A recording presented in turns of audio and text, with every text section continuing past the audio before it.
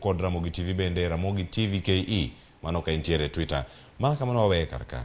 Ng'anyo ni yo kene monego beni jopiny luwo. Iwinjo kanyo Jazmi wacho ni koro kokadhe jopiny onego beni dhi kacha e ng'anyo. Brenda Ongalo.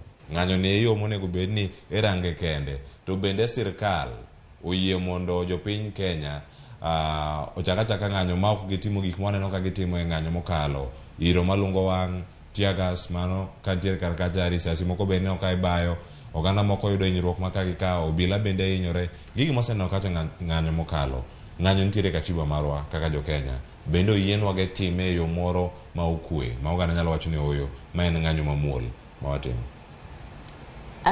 Anya paro ka nan ka ndalo mane wach ng'anyo timore ma Zimio Kungo luongo ng'anyo.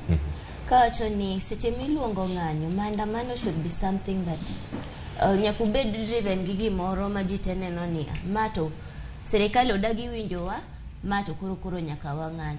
E gina wacho ni kapo ni ng'anyo inyatim sani ngima tek ne ji te. Ji dhi wuok ok odhi bedo nen ng'anyo mabedo organized gi Azimio. Pero waneno ka activist Boniface Mwangi ochako luongo ng'anyo. Different civil society groups ochako luongo ng'anyo. Tineno ka giyudo ji wuok ji dwa dhi ng'anyo. Nikech duondwa ok winji. Kapo ni president gi joge dwa dhi ahead gi finance bill ni kaka entie ma gidhi gikadhe on the basis ni gin gi numbers to gidhi go kura kaka gidwaro. Gik ma osechako timore meneno ka